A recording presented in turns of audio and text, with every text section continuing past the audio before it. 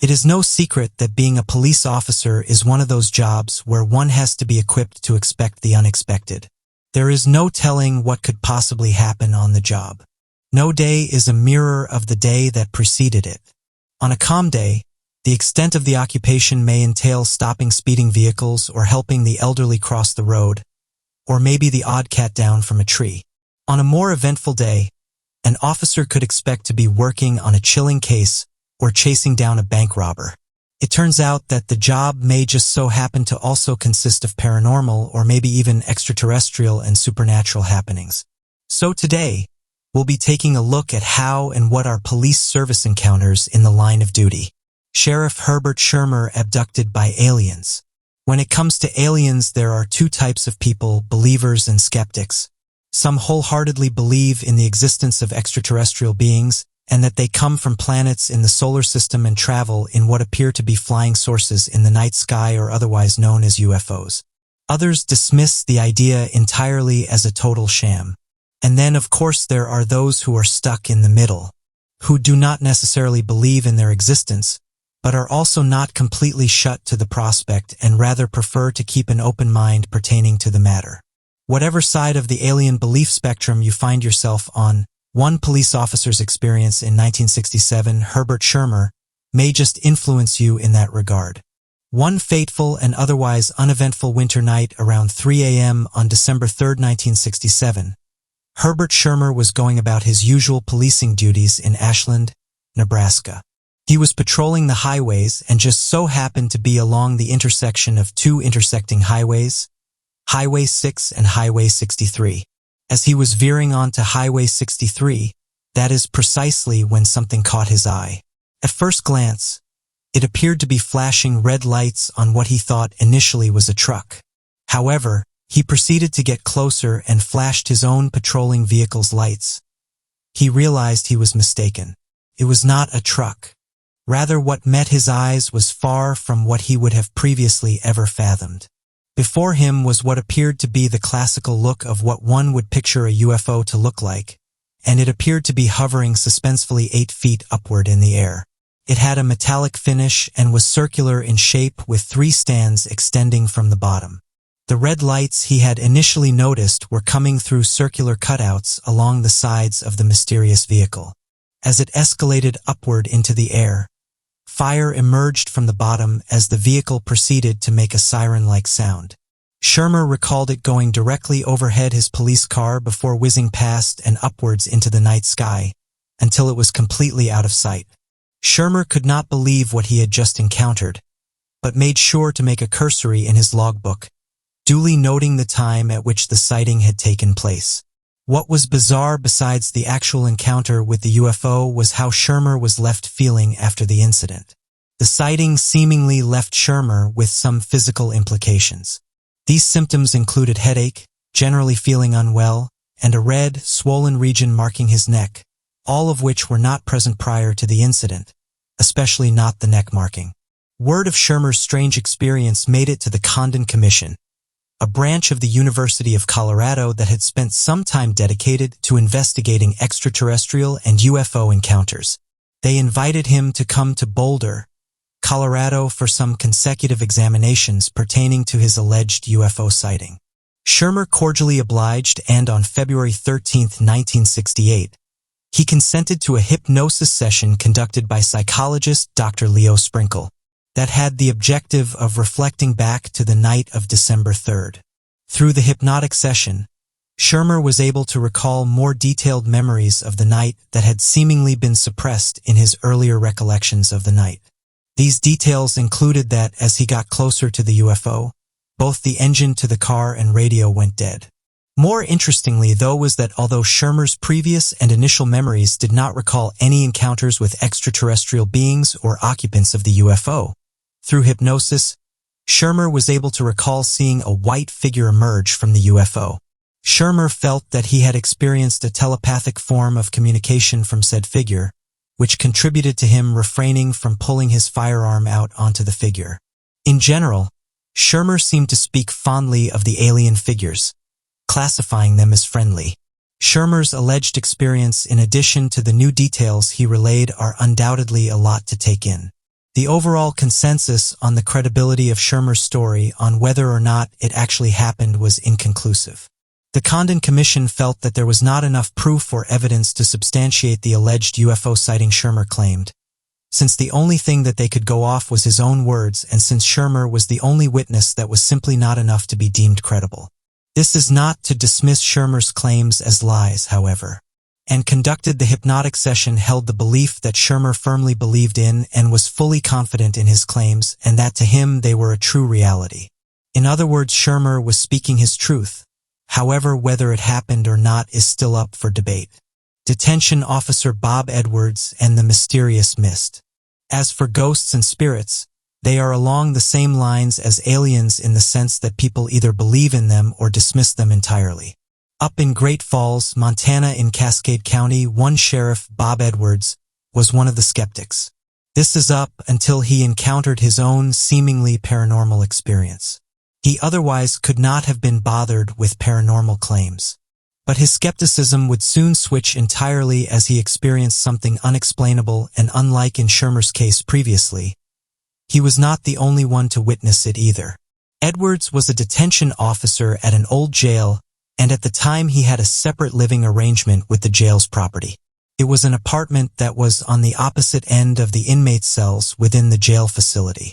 One night, he heard what sounded to be someone. Edwards opened the door expecting to see one of his coworkers on duty, except to his utter surprise there was no one. He went downstairs to ask one of the officers on duty that night, Mike, if he had happened to come upstairs or if anyone else had been up. Mike assured him that no one else had gone up and that Edwards was the only one there that night. To Edwards, hearing that obviously did not help in regards to alleviating his goosebumps. That would not be the end of it either. One could say things were just warming up. Later that night, both Edwards and Mike witnessed something strange over the video surveillance. What appeared to be captured on the display screen was some sort of white mist that Edwards compared to someone puffing out clouds of cigarette smoke. Mike decided to go investigate the location of the jail that the surveillance was capturing, while Edwards stayed behind still examining the live surveillance. But that is precisely where things took an especially spooky turn. When Mike went to the designated location, he did not notice anything out of the ordinary, nor did he see the mist that was on the video footage. Meanwhile, Edwards, who was keeping a keen eye on the surveillance, could still visibly see the milky white mist very much present. Even though Mike was not seeing it with his naked eyes before him, Mike lifted his hand up to see if he felt anything in the air. Edwards saw the mist automatically disappear at the raising of Mike's hand on the screen. That was the last time the mist would be seen, but not the last of strange, questionable occurrences. The jail is said to still experience unexplainable occurrences. Eventful dawn at Silbury Hill. Similar to the alien-esque sightings with Sheriff Herbert Shermer, another police officer would have an alien-like encounter. Silbury Hill, which is located in England within the Wiltshire county of Avebury, is not exactly a stranger to the extraordinary. In fact, it has been somewhat of a hot spot over time for UFO connoisseurs and people fascinated by the prospect of extraterrestrial life and supernatural happenings. It is, as its name suggests, a hill, but rather a large one standing at 131 feet in stature and erected by mankind. The exact reasoning behind it being built is not known, but that does not stop people from entertaining different possibilities, some of which have gone to the extent of hypothesizing that it holds some type of magical element or confines a hidden treasure within. In the summer of 2009, an anonymous police officer who happened to be off-duty at the time was cruising along the A4 highway, which happens to give a decent view of the ambiguous Silbury Hill. It was early morning around dawn when he noticed a crop circle. A crop circle is a term used to describe flattened crops that form some type of shape. What struck the officer as odd was that the crop circle appeared to be fresh. However, that was not the weirdest aspect of it all. The officer realized he was not the only one taking notice of said crop circle. He recalled that there were 3 noticeably tall figures, cloaked in white with their faces hidden from view, and they seemed to have long blonde hair. Initially, the officer did not think too much of these figures at first, dismissing them as investigators conducting a forensic investigation of some sort. However, as he got closer, he noticed a loud and obnoxious buzzing sound that was audibly impossible to ignore. The figures seemed entirely unbothered by it, however. The officer continued to come closer and even made the daring move of trying to catch their attention by calling out to them, to which he received no notice or response. The officer noted that something strange seemed to be happening from within the crop circle. Not only did the strange buzzing sound seem to stem from within it, but the crops within the crop circle seemed to be moving as if being blown by wind. That there was no noticeable wind in the atmosphere. Everything aside from the crop circle was perfectly still, which further suggests that the crop circle must have been moving due to a factor other than wind, perhaps an engine of some sort. The officer decided to make a second daring move of running towards the figures, to which they did seem to take notice, saying that their heads rear towards him before bolting off at an alarmingly supernatural speed. After they disappeared, the buzzing sound was still very much present. That is precisely when the officer got cold feet and decided to return to his vehicle for safety. Similar to Shermer's case, the officer at Silbury Hill experienced an excruciating headache for the whole day after his bizarre encounter.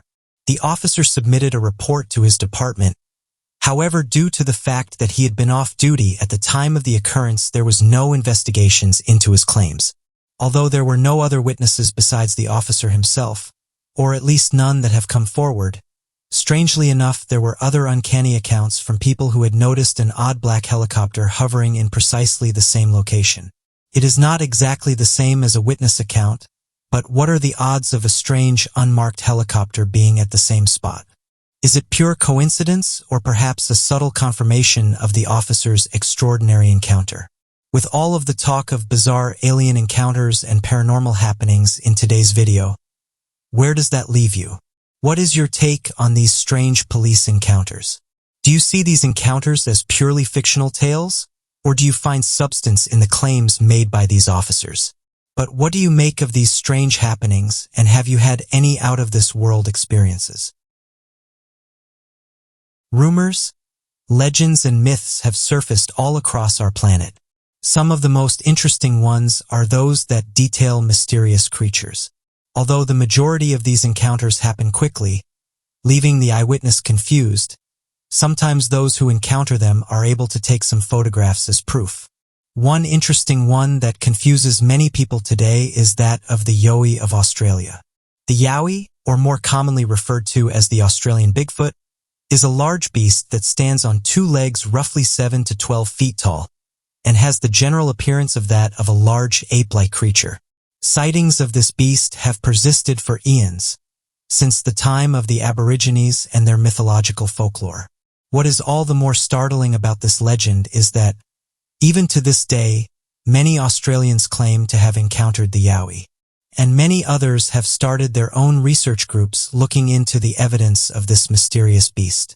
Ancient Aboriginal myths credit the Yowies being beasts from the time before man, and that the Yowie were the original inhabitants of the Australian continent, but were completely taken up by men who arrived there to settle.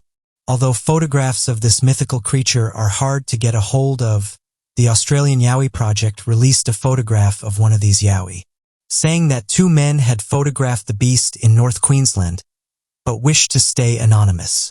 The story goes that back in October 2014, two men watched this large creature as it started to walk towards them. The men quickly picked up on the fact that this thing was much larger than them. One of the men quickly photographed it as evidence of the encounter. They said that after the photo was taken, it continued to walk a little closer. When the men were asked how big they thought this thing was, they estimated that it was in the region of 8 to 9 feet tall, further saying that it had black fur, a large stomach, and broad shoulders. They said that this creature didn't match the description of a man, and that it couldn't have been someone in a suit, as various features could be seen that would be impossible to replicate.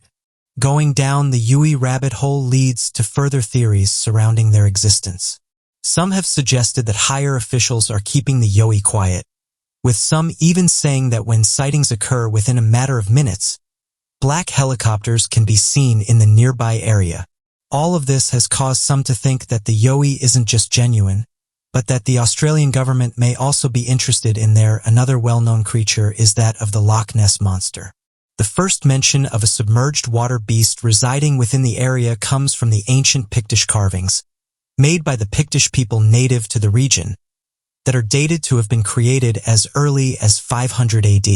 Many researchers who have looked into the Loch Ness Monster have claimed the water beast carvings to be evidence of the monster, as some of the designs show what appears to be a large serpent-like creature.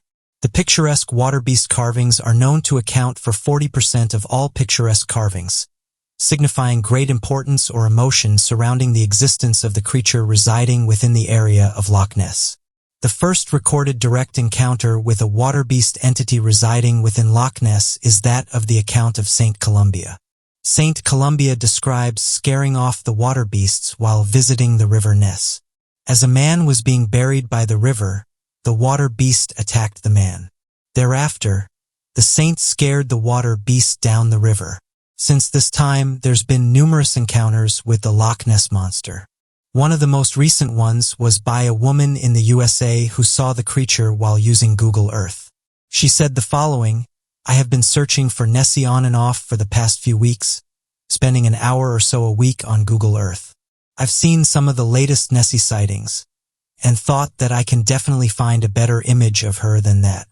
I dropped my daughter off to school and began searching for Nessie when I noticed a cluster of pictures taken by an underwater Earth contributor, all in one area near the Loch Ness Harlem Resort in Fort Augustus. I noticed what I believe may have been the creature known as Nessie, or at the very least what makes up for most of the accounts of Nessie sightings that residents and tourists are seeing and reporting. It looks like the inner part of the neck, and at the top there is a glare on the right side of what appears to be her head, but on the left side there looks to be a partial lining of the mouth." End quote. There's some who have held this image as one of the best of Nessie that we've had in a long time, while skeptics and non-believers have suggested it could just be a glitch or something like a tree that fell into the water. Regardless, the search for Nessie goes on. Another mysterious ocean creature said to have been seen by various fishermen is that of the Ningen. With the name Ningen being the Japanese translator of human, this sea monster is rumored to be a creature resembling a human, a fish, and a mermaid. At an alleged 20 to 30 meters long, the Ningen is said to be the size of a whale. According to the sailors aboard the Japanese research vessels that have allegedly observed it, the physical descriptions of the Ningen remain consistent. Pale white in color, a human-like figure with a torso, but then a tail resembling that of a mermaid. A peculiar feature of the Ningen is the description of its facial features, or rather the features it appears to be missing. The minimal features of a Ningen appears to be a narrow slit for a mouth, and two large eyes but no nose, or other apparent and distinctive features in its face. Those who believe in the creature's existence said that one was captured by Google satellites. The Ningen was first spotted off the coast of Antarctica, in cold, icy waters, leading many to believe that this creature has been living in the Arctic. In the Arctic, scientists have discovered hydrothermal vents, where life such as the Yeti crab have been found, leading to the plausible possibility of a new life form there too, possibly including the Ningen. Adding to the suspicious nature of the bizarre creature, this sea monster is reported to have been seen more often at night than during the day. The sailors who first reported seeing the Ningen initially thought they saw a submarine, though upon closer inspection it became clear that they were looking at a living creature. Some have even said that the Japanese government has got involved and told those who have seen the creatures to keep quiet. So what do you make of these mysterious creatures? We are surrounded by mysteries. The unknown envelopes us. Secrets lie in every crevice of our lives and cannot be contained in a bubble of familiarity. Past, present, or future discoveries are constantly being made. Some tell us more about ourselves, our species, our psychology, our history. Others, especially discoveries of the cosmic kind, leave us with even more questions. So today, we'll be taking a look at 3 extraordinary discoveries. Scientists find Mozambique's untouched rainforest on top of Mount Lico. Our planet is abundant with breathtaking sights. Mount Lico in northern Mozambique is one of such sites. Mount Lico is a steep mountain, tall but seemingly mundane. That is until explorers uncovered a secret rainforest hidden on the very top of the Lico, protected by a circle of sharp, glistening rocks. Mount Lico was known to the locals who resided nearby, but the rainforest was completely unknown until only several years ago, and even then it was only discovered thanks to a satellite image found by Julian Bayliss, who announced his finding at the Oxford Nature Festival. Ever since the discovery of this miraculous rainforest, Lico has been at the center of geographical attention from scientists of all kinds. This hidden rainforest has shown that despite all the advancements we have made as a species, there is still much left for us to uncover even on our very own Earth. If it had not been for Julian Bayliss noticing one small anomaly on a satellite image, we would still have absolutely no idea such a place even existed on top of the mountain. Who knows what other places have not yet been found by us? What locations are out there waiting to be discovered? On the other hand, perhaps the lack of human touch in all natural places on Earth is for the better. These untrodden locations not yet suffered the harm our species tends to cause, and some people feel the expeditions to these locations, MT Lico included, are more damaging to our already wounded planet than beneficial. Others argue that expeditions to these places can offer knowledge of immeasurable value. We can learn more about how nature works and how we fit into the giant puzzle known as life. Unfortunately, many rainforests are unprotected for the sake of mass production, and Mozambique's forests are under the unprotected category. Currently, many researchers are trying to gather enough evidence to argue their case that the forests of Mozambique should be under international legal protection. Sad as it may be, often ancient forests require reasons to be protected. For example, if endangered species or even brand new species live there, or if there is an endangered herb or plant in need of taking care of, it can help highlight the issue and justify their official protection. A recent expedition of the area focused on both the Lico rainforest as well as scoping out Mount Sacconi, which lies close to Mount Lico, in hopes of seeing whether a similar discovery would be made. Mount Sacconi was described as being just as majestic and species-rich as Lico by the explorers. These brand new discoveries also help to highlight the contemporary issues we face with mass deforestation and the tragic factual statistic of that a football pitch's worth of forest is destroyed not daily but every single second that passes. Deforestation is the horror of the modern world, alongside global warming, as the forceful removal of the vast quantity of trees ruins the soil, which entirely floods during the natural wet seasons of rainforests but causes terrible droughts during the dry season. Lico is lucky that it has got the natural defense of the tall, steep mountain walls which encase it in a 125-meter high bubble of safety from outside harm. All traces of humans ever exploring it will soon be concealed forever, and the land will be the same as before it was found, if we leave it be from now on. Unfortunately, the human traces meant to fade are only physical. The rainforest is suffering greatly due to the increase of carbon dioxide in the atmosphere, which affects its ecosystem. Observing Lico from afar offers us a new insight into the effects of global warming. New data of how an untouched environment is reacting to it without active human interruption or corruption. Surprisingly, however, ancient humans seem to have known of the location, as pottery has been discovered near a waterfall. Strange infrared light emitting from a pulsar. The cosmos is a thing of awe, horror, and fascination. Space has been the subject of speculation for eons. Among some of the most questioned space-related topics, black holes and neutron stars have to be some of the most popular discussed topics due to how little we truly know about them or how they fit in the larger scheme of the universe. Recently, the Hubble Space Telescope has discovered something unsettling and intriguing. One neutron star has been caught displaying strange swirls of glowing infrared light. When a supernova explodes, it sometimes leaves behind neutron stars. Neutron stars are an estimated 1.4 times denser than our Sun, but only 12.4 miles in diameter.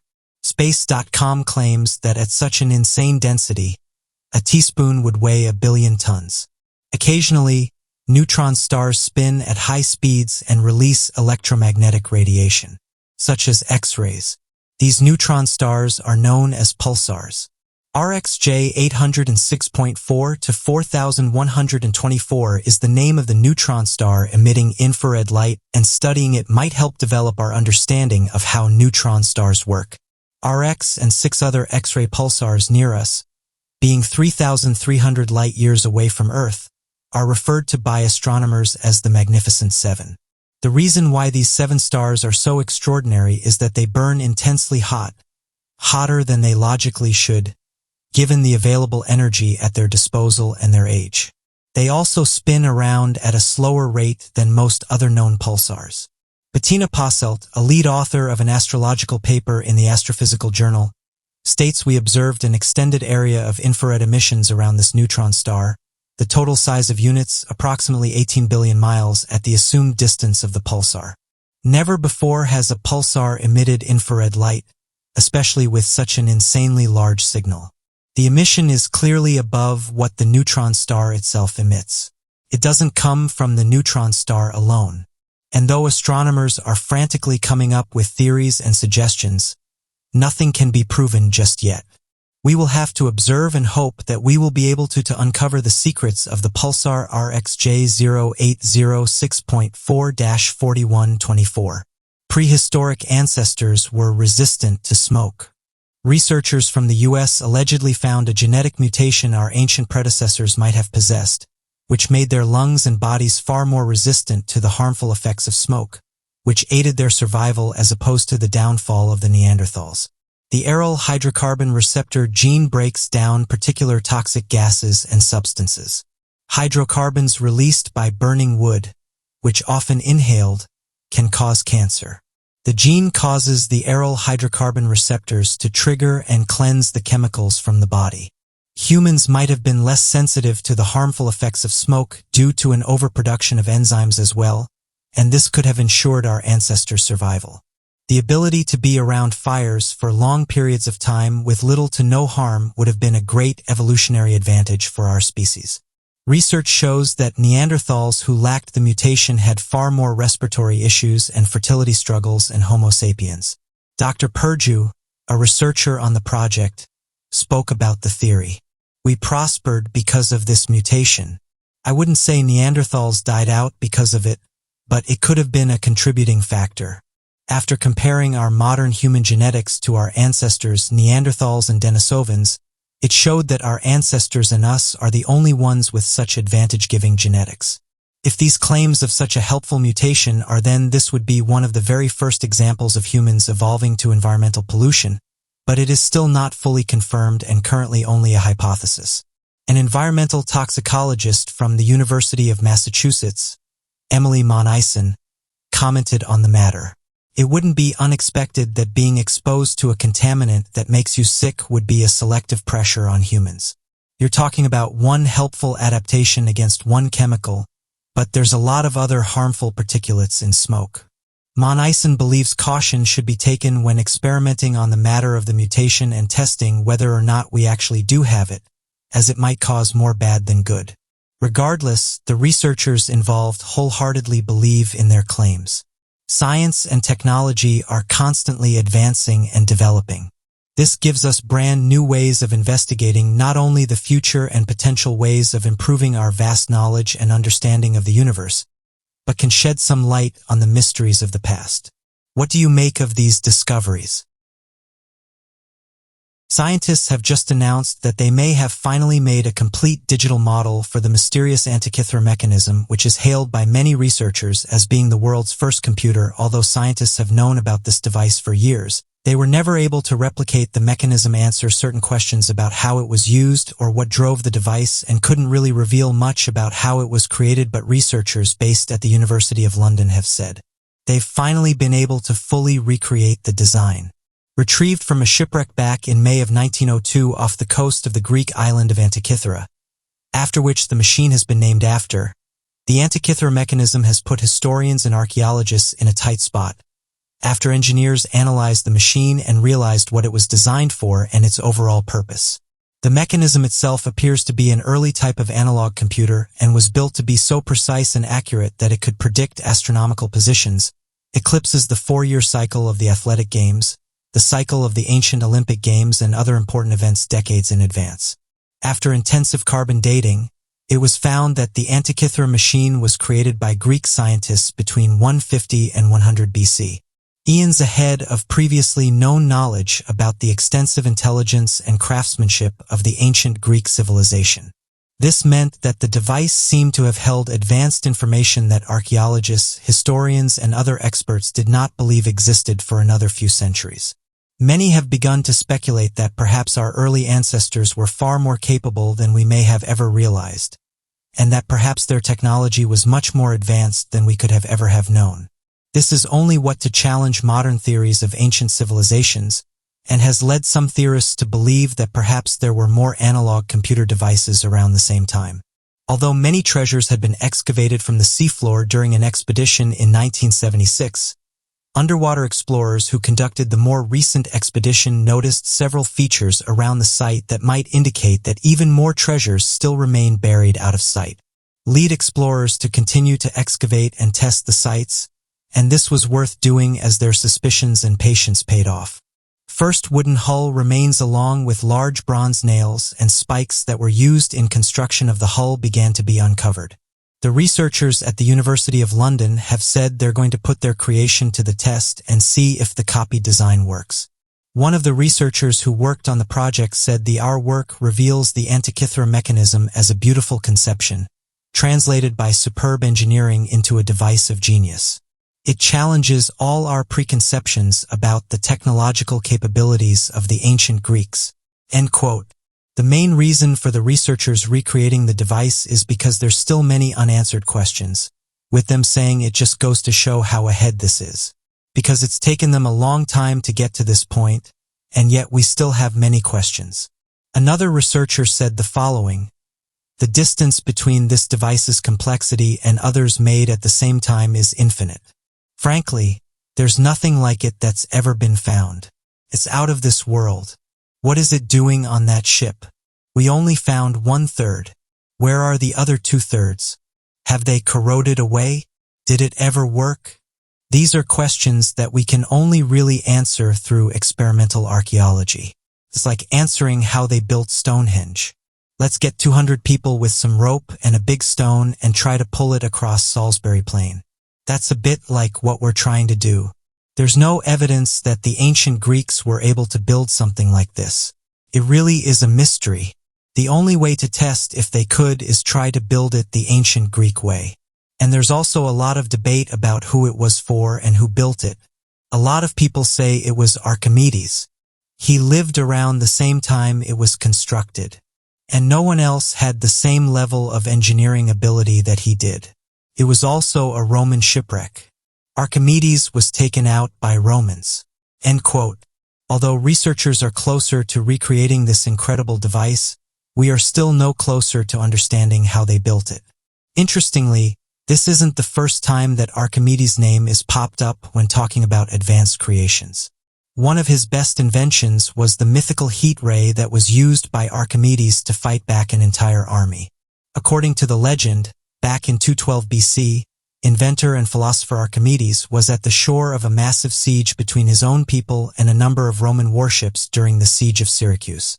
Made entirely aware that his people were both outnumbered and outmatched, Archimedes began constructing what was referred to as a burning glass that would be able to burn the Roman warships and protect his people. A number of the legends and different variations exist that claims he used one large mirror to reflect the direct sunlight, whereas others claim he used the shields of 70 soldiers to redirect the light at the warships to catch them on fire. This legend has often been challenged by a number of researchers, claiming that such a story is completely fabricated, and that the physics of the encounter doesn't seem to add up. This led to the TV show Mythbusters attempting to recreate the event, only to find that they were unable to ignite a mortal ship. Regardless of these finds, many still believe the event had occurred at one time, given the fact that the legend has been recorded by both Greek and Roman historians, and after discoveries such as the Antikythera mechanism, it does make you question how many other inventions have been lost to time. So what do you make of the Antikythera mechanism? And how was an ancient civilization able to build such a complex device? Our universe is a thing of wonder. Scientists across the world have been trying to understand the workings of space for centuries, and whilst great progress has been made, there is still so much that we do not know. Every day, new things are discovered about the cosmos that our planet floats in, with new theories constantly emerging about what our world could really be a part of, or more so, who else could be out there. The millions of stars, planets, and galaxies that hang thousands of miles above us in the night sky are all part of a solar system that is believed to be around 287 billion kilometers in diameter. Naturally, this throws up big and often unanswerable questions, but thanks to modern technology, our understanding of space is growing more and more as time goes on. So today, we'll be looking at 3 truly fascinating space discoveries. The violent breakup of the Hyades cluster. 153 light-years away from the Sun sits the Hyades cluster, a group of stars named after the weeping sisters of Hyas in Greek mythology. Legend has it that the sisters were turned into stars to deal with the grief they felt at their brother's death. Hyades, as a star cluster, has been recognized by researchers for centuries and was even mentioned in Homer's Iliad, as far back as the 8th century BC.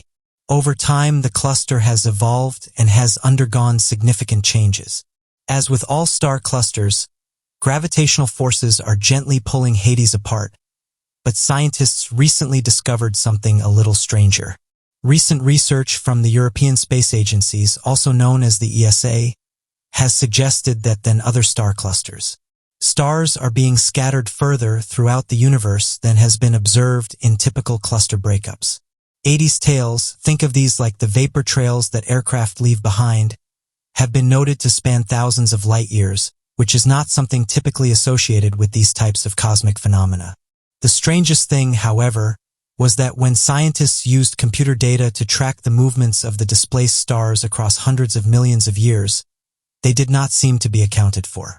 Researchers believe that, and I quote, "there must have been a close interaction with this really massive clump, and the Hyades just got smashed," according to Teresa Jerebkova, a research fellow at the ESA. The way in which the stars are being pulled apart is to do with gravitational forces, but the forces seem much, much bigger than anything scientists have ever seen. Moreover, the forces are invisible and therefore being attributed to dark matter.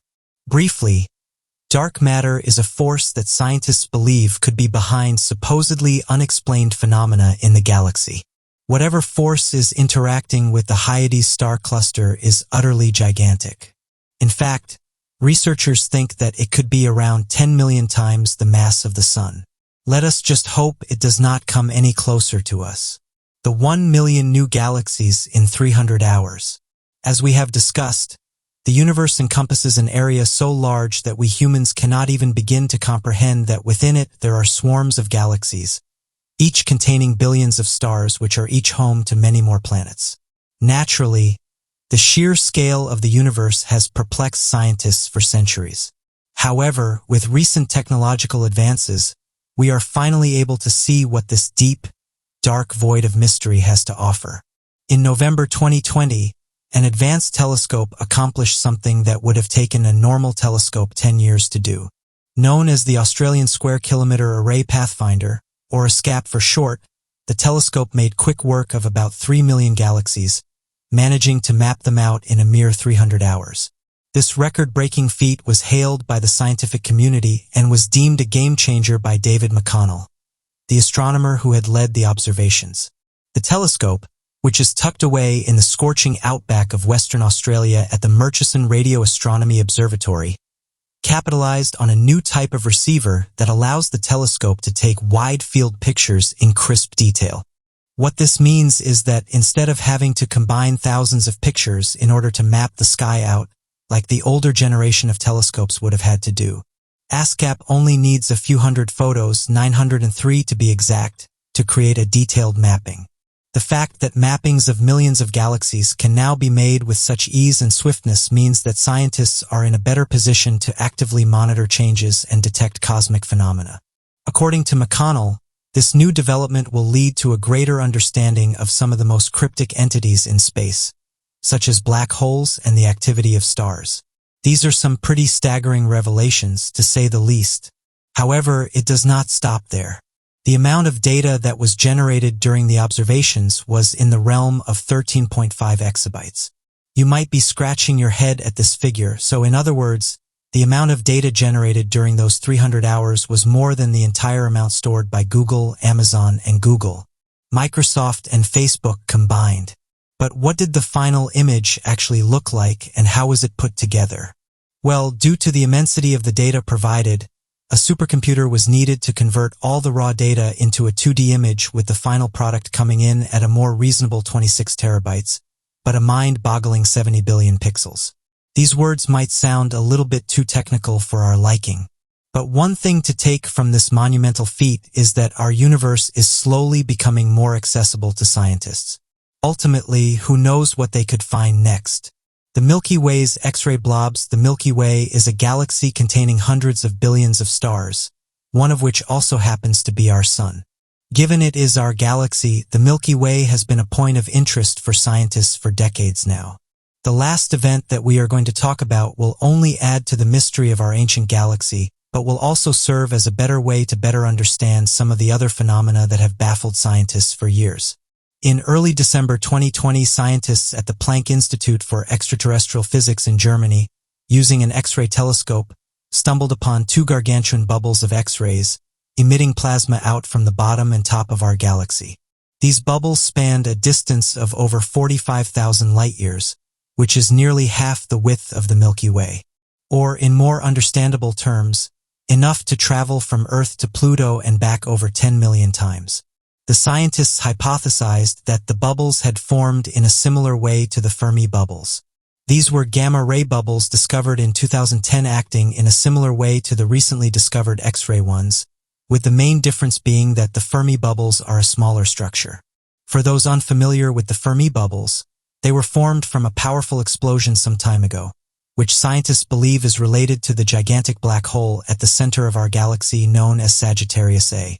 The waves generated from the event heated the surrounding dust and gas, leaving two spheres of highly active gamma rays in its stead. The energy contained in the newly found E Rosetta bubbles, named after the telescope that discovered it, is on an unfathomable scale, with scientists speculating that it measures around the same as 100,000 supernova explosions. The significance of this new revelation is that it provides a glimmer of hope for scientists trying to understand our galaxy's history. It is also hoped that the discovery could help them understand more about the black hole that dwells at the heart of our galaxy. One theory suggests that the explosion that formed the bubbles was initially caused by the black hole releasing a plume of intense energy as a result of what is known as a feeding frenzy. It is clear that there is much more to be learned from this recent discovery, and it has left scientists craving. Telescopic scans are being carried out every 6 months to fill in the gaps in our understanding of our universe.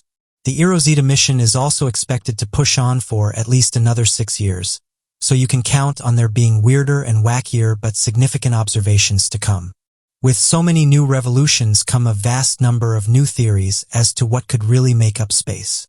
The amount that humans now know about space is unprecedented, incredible, and only the cosmos is a place of intrigue, but perhaps also fear.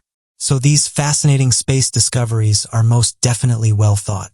But what do you make of these outer space discoveries?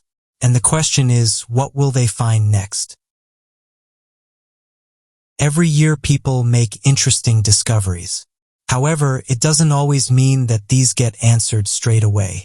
Sometimes they even baffle our best archaeologists and researchers. Something has recently happened in Indonesia that's confused many people. Photographs and videos started to appear online that showed large holes in the ground. Locals who visited the region said this happened in a graveyard. Once the photographs started to appear online, though, some noticed that something didn't seem right. One person in the area posted the images to online groups, saying the following: "This happened overnight. Who dug up this graveyard? It's a huge mystery and no one knows who did it. Loved ones have been removed from the site and there's been no answers from anyone." End quote. Another person said the following: "Grave perimeters seem pressed down and content sucked up. There are pressure cracks around them as an encircling force. There is no digging debris whatsoever left around."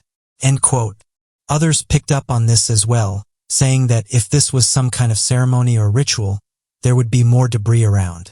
After these events happen, the individuals are then placed back inside the holes and then covered up. This doesn't appear to be what's going on here. Another person said the following: if these were dug up by someone, then the dirt should be piled up.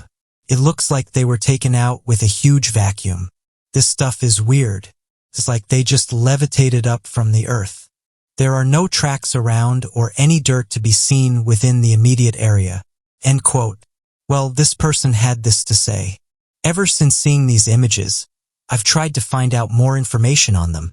The only thing I've been able to do, though, is talk to a few locals, who seem to be just as clueless as everyone else. The thing that gets me is how clean this is. I guess this could have happened due to a type of sinkhole. But there are dozens of these holes that have been created in a similar circumstance. Another idea that I've seen people put forward is the possibility of it being caused by something like a tornado, but there's nowhere near enough damage for it to be something like that. Like everyone else said, it looks like these things have been sucked out of the ground. There's no debris nearby and no signs of mud to suggest this happened. A few skeptics, though, have said it's likely sinkholes, but as some suggested, this would mean that the coffins would still be inside the holes, but they weren't. When locals went to investigate, they said that those who were later arrested were nowhere to be seen. Many in this region are quite superstitious, so other theorists have been suggested to try and explain what's going on. For example, one woman suggested that a witch that dresses all in black is responsible for detailed that this entity is feared by the locals and that when anyone sees her, they immediately run the other way. When these types of events happen, it just cements their belief in the paranormal and that something bad would happen if they were ever to confront this thing. As of right now, locals are said to be looking for answers for what happened. Indonesia is no stranger to mysteries and legends. Indonesia holds a strange, rich history of ghost sightings and claims involving the recently deceased returning back to the land of the living to take on anyone who comes across them. One of the most popular stories of strange sightings involves that of the Cantalag. The Cantalag is described as being similar to that of legends surrounding a lady in white. According to a number of witness reports, the entity is a lady dressed in a long white gown that possesses long black hair and is the spirit of a woman who passed away during childbirth. The legend claims that the entity appears only during a full moon, and that if you happen to be too close when she arrives, she will dig her long fingernails deep into your stomach and begin to devour your organs as you're still alive. The only way to know if the Kunstlack is nearby is if you hear the sound of a baby crying or a dog whining. If you happen to hear a baby crying or a dog howling, then it means that the Kunstlack is moving away and is no longer in the area. The entity is not always easy to spot, however, as the ghost is capable of taking the form of a beautiful woman in a way to lure men towards it to be devoured. Another mysterious creature is that of the Wingdahul. Believed to inhabit the denser regions of the jungles of Java, there appears to be a large winged creature that can be found across most of Indonesia. The creature is known as the Wingdahul and is thought to be by many a possibly undiscovered large bat species native only to that region. The first reported encounter with the creature came from a man known as Dr. Ernest Bartels. This happened back in 1925. The doctor claimed that he was on the slope of the Salak Mountains, studying the many diverse life forms when he witnessed a massive bat-like creature fly above him. The creature was described as the doctor as being 28 feet in length and as having the face of a chimp. Additional reports of the creature have been made in the modern day, with some reporting that the villagers and hikers on expeditions. Scientists have even theorized that the existence of the creature could be that of an undiscovered species, given the fact that this seems to be a rather large bat subspecies that lives nearby and populates the denser regions of the mountains and jungles. Today there is yet to be an explanation of the existence of the creature, but further expeditions of the area have not been made, and no concrete evidence has been gathered surrounding the creature. So what do you make of this mysterious discovery? How do you think these mysterious holes suddenly appeared? And if they were sinkholes, why was nothing found inside them? On any given day, there can be up to 5,000 planes in the sky. Watchtower employees and those who plane watch have caught some interesting things on camera.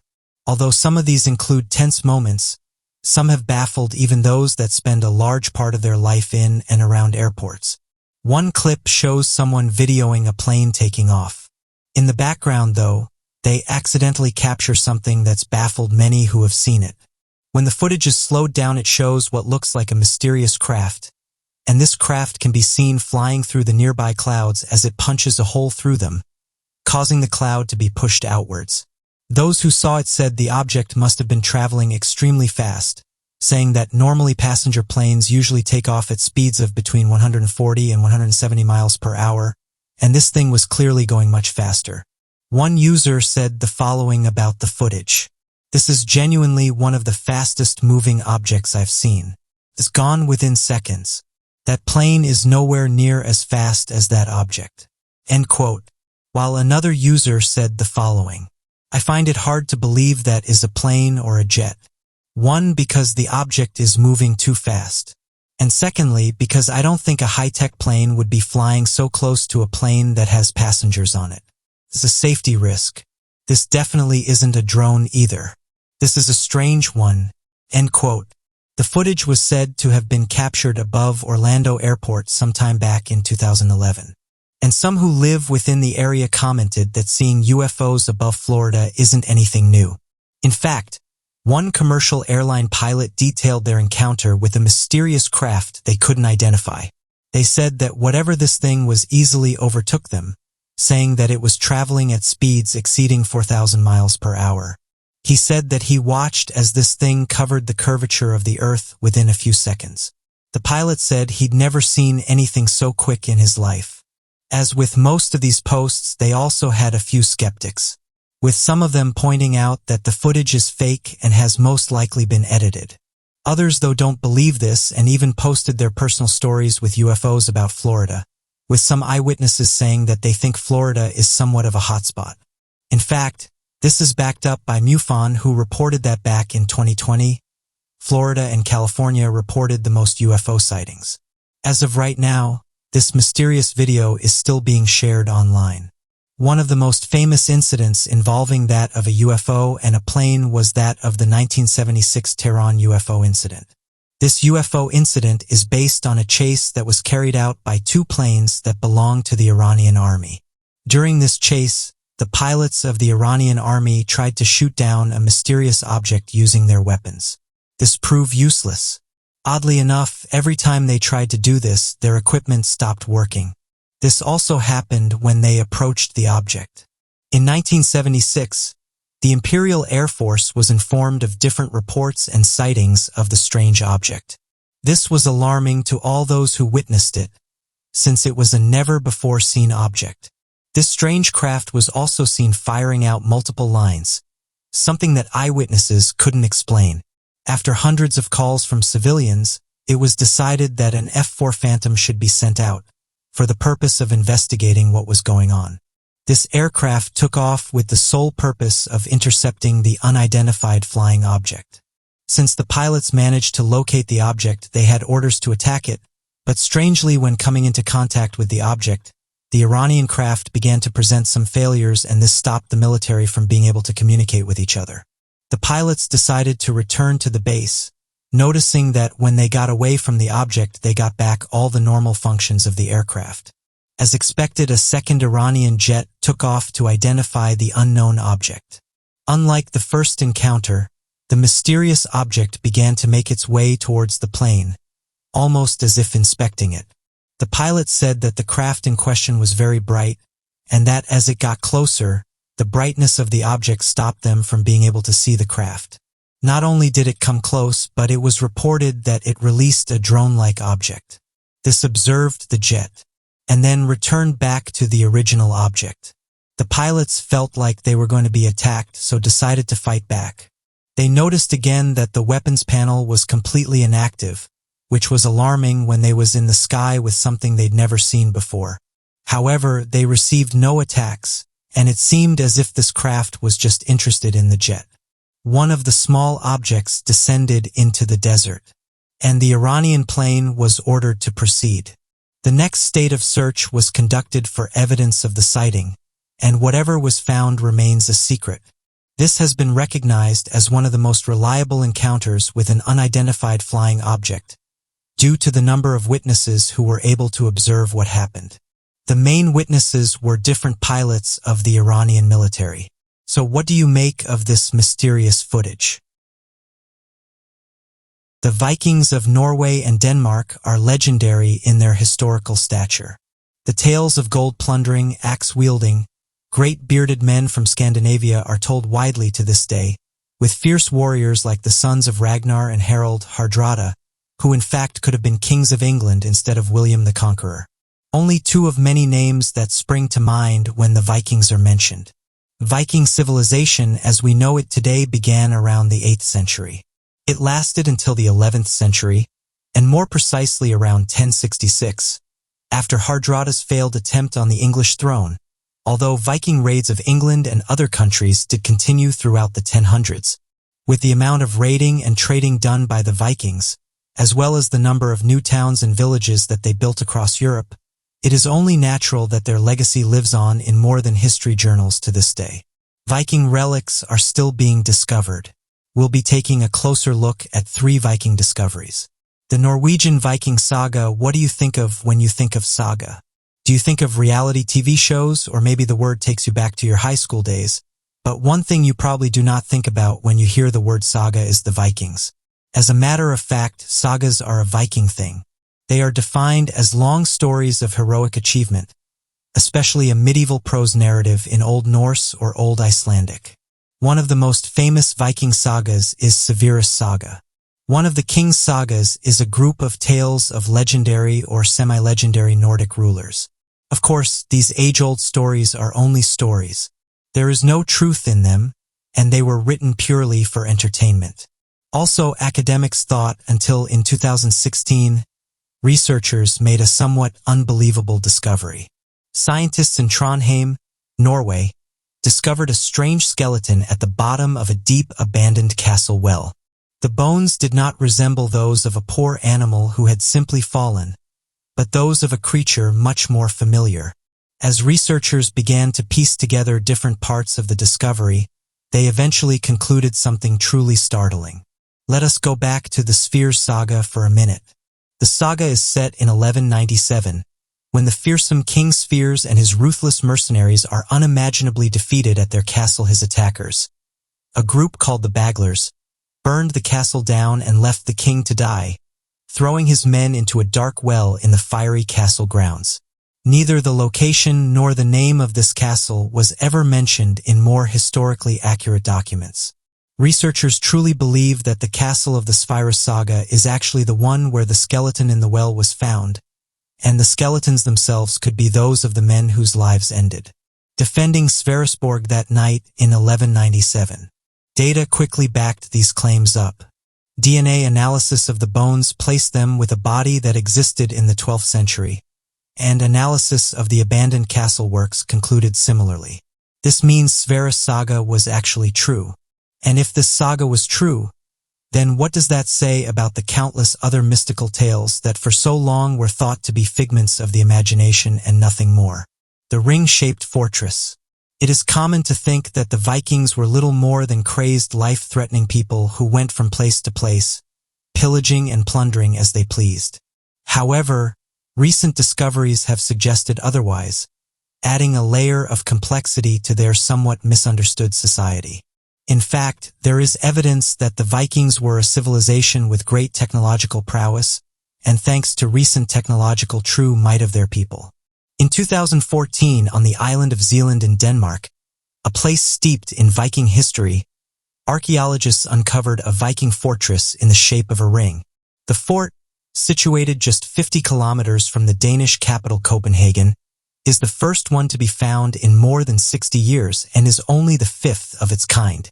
The fortress, also known as Borgring, was discovered using a cutting-edge piece of tech called LiDAR.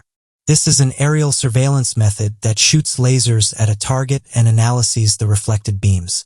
These beams are then used to create a 3D map of the surrounding physical features at an extremely high resolution.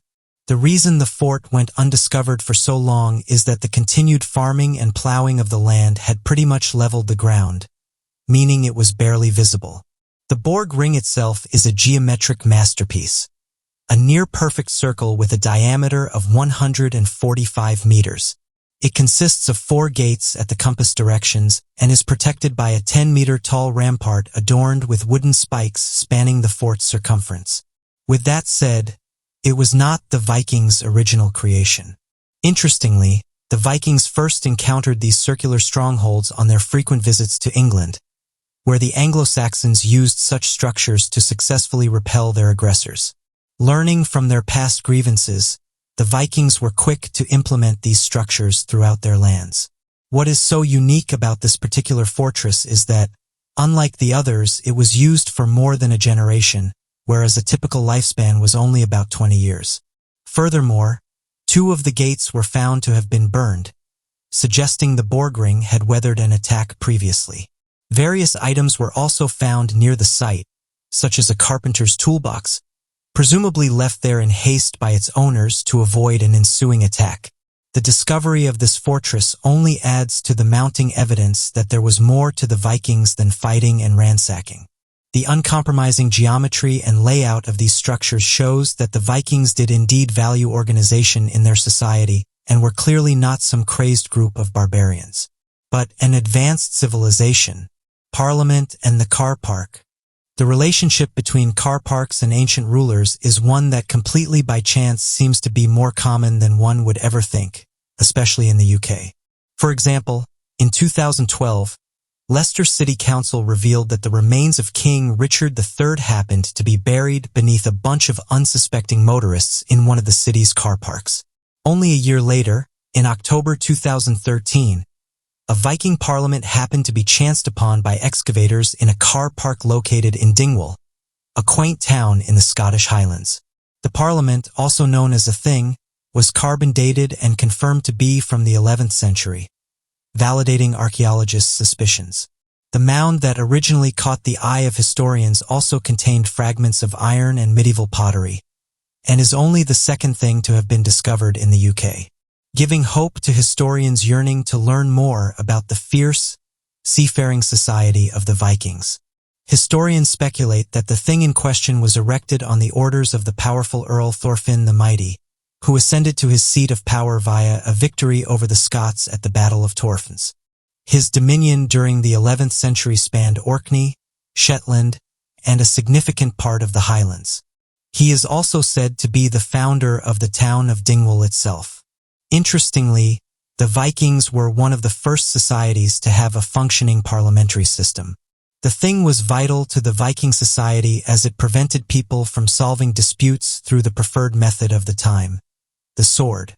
Although quite different from the system we all know today, there are subtle similarities between the Viking system of government and the modern version.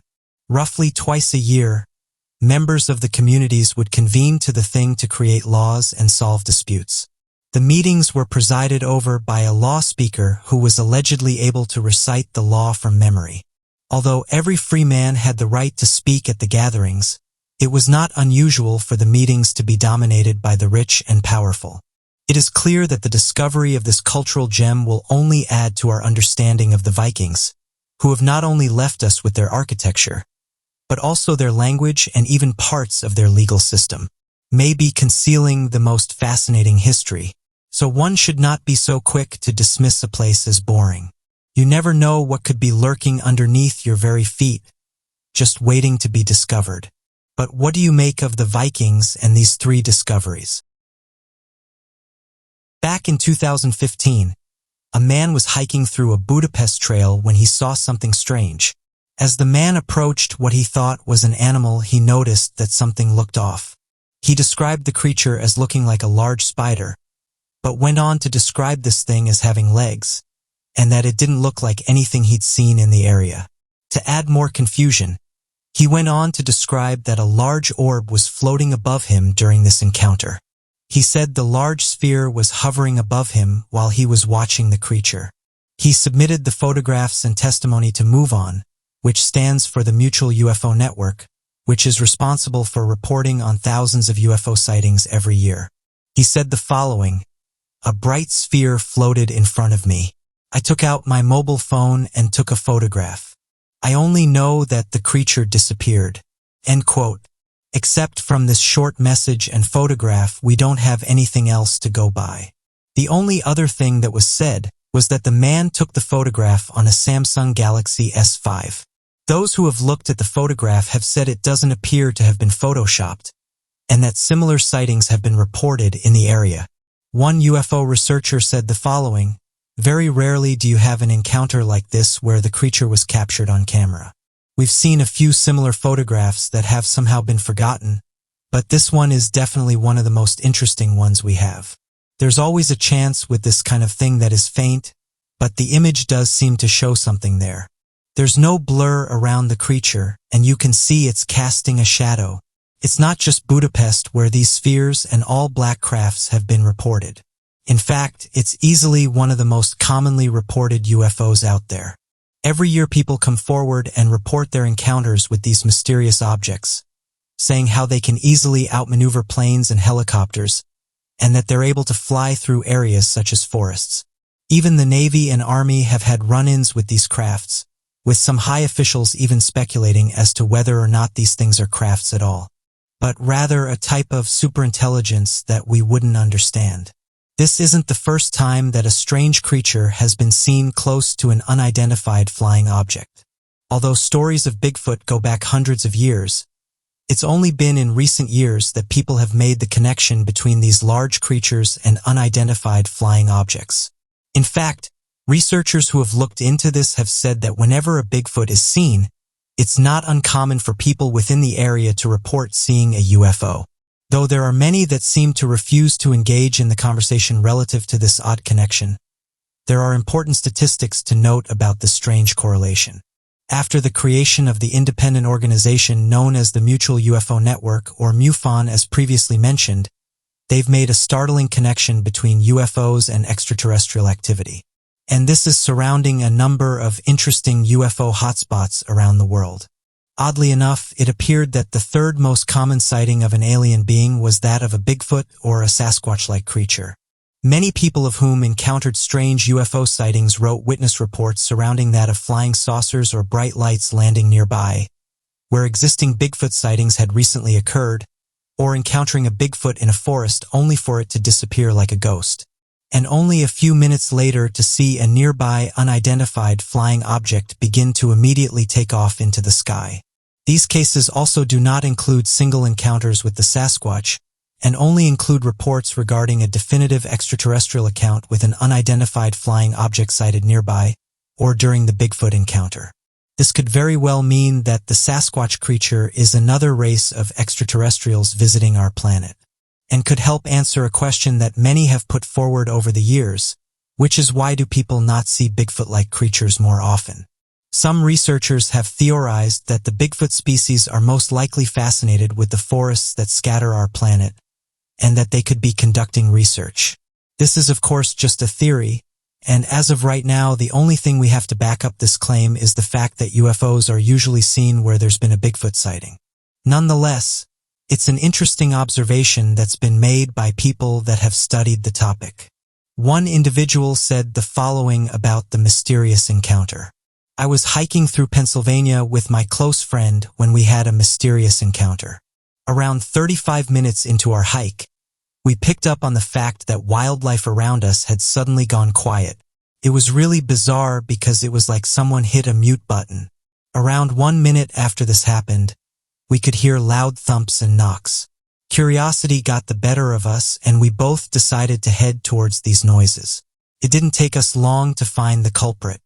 The only way I can describe it is that the thing that made the noises looked like a giant humanoid. It was hairy all over its body and was smashing a thick branch against a tree. The noise echoed throughout the forest. We backed up real quick. We were not looking back until we'd ran a few hundred meters, and although we could still hear the noises, we could no longer see the humanoid. As if things couldn't get more unbelievable, a large sphere-like object flew above our heads and off into the distance. Around 2 minutes after we saw this craft, all of the noises of nature picked up again, with the smashing noises stopping as well. To be honest though, I wish me and my friend had never encountered this, because the few people we've told the story to just laughed at us. That's why I prefer to stay anonymous." End quote. So what do you make of this interesting photograph? And what do you think the man captured? Amidst dense vegetation are hidden worlds with complex creatures. Hidden artifacts and civilizations just waiting to be discovered. Every year, interesting archaeological discoveries are made. Some of the most interesting ones, though, are those that are found by accident. This is exactly what happened when one woman was hiking through a forest in Italy. She said the following: "I found this accidentally on one of my hikes. A huge cavestone phase. Plants have grown over it, but it was very obvious that it was a phase. Not the normal 2-foot stone you find around here, much more solid. This thing was huge.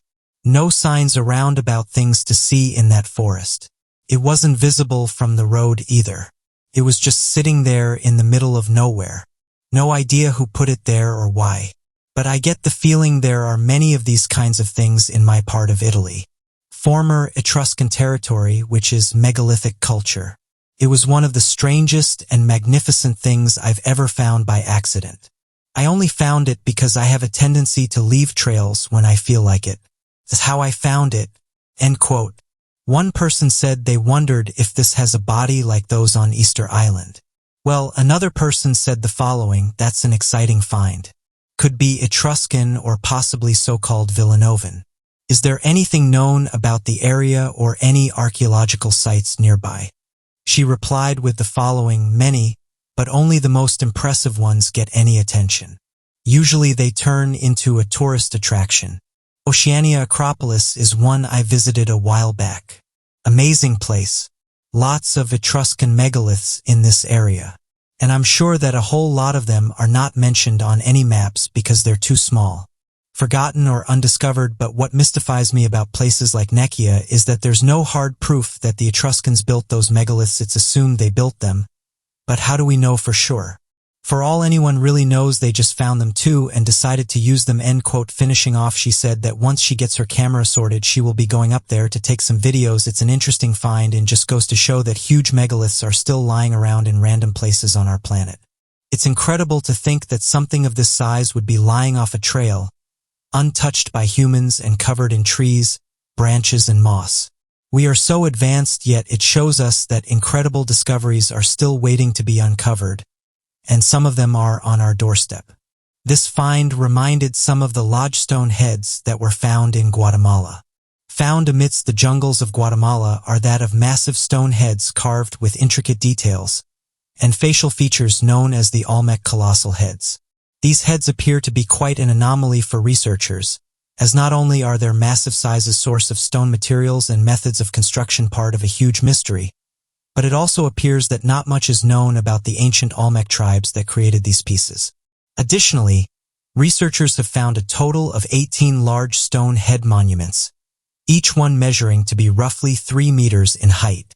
3 meters in width are more than 40,000 pounds in weight, weighing roughly 20 tons each.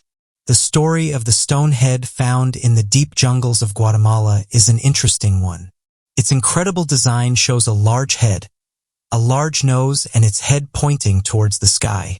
Once news broke that the artifact had been discovered, people couldn't wait to find out more about it, its origins, and what exactly it was depicting.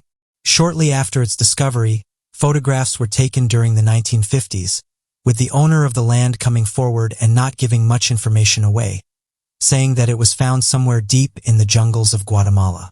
Before more studies could be conducted by researchers, that would potentially tell us who built it and what it was depicting. It was announced that it had been pulled down and destroyed by revolutionaries. Run-ins with the locals and others was an issue that the archaeologists had to face, but they said that once they reached there, it had been taken down. Estimations were given, and it was reported that the head, when standing, would have been around 4 to 6 meters. Sadly, though, this is just one example where history has been lost due to the actions of humans. It's sad to think that it survived all this time, but was destroyed in the modern day by us humans. It appears that the stone heads are impossible to accurately date and can only be measured by looking at the time in which the large stones were buried to predict the time of their creation. The accepted information from researchers is that the heads were buried during 900 BC, but could predate this time by more than several hundred years in creation. Despite the lack of scientific proof as to this age, researchers have characterized the heads as having come from the pre-classic period of the Mesoamerican chronology, dating somewhere close to 1500 to 1000 BC. When it comes to the characteristics and features of the stone megaliths, this has become an even more pressing issue for researchers, as there is no perfectly held consensus on the theories surrounding what or who the heads could have helped to represent. Given the fact that all the heads seem to possess helmets that seem to look similar to ancient protection gear, many researchers have put forward the theory that the heads are the recreations of popular ballplayers, and these would have been around during the pre-classic period. This has of course been met with much criticism, with some noticing that the faces are made in realistic proportions with individual characteristics, ultimately leading many researchers to believe the heads could be that of ancient rulers.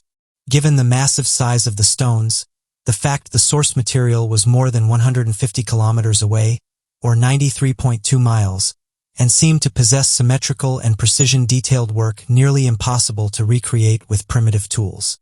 Researchers continue to study the anomalies, as the heads appear impossible to explain with conventional means and theories. So what do you make of this recent discovery that was made in Italy? And have you ever made an interesting discovery by accident? Ever since the experiences seen on the night of the Silver Bridge collapse in the state of West Virginia, which is located in the small town of Point Pleasant, many had often believed that the Mothman creature had been at the epicenter of the strange occurrence.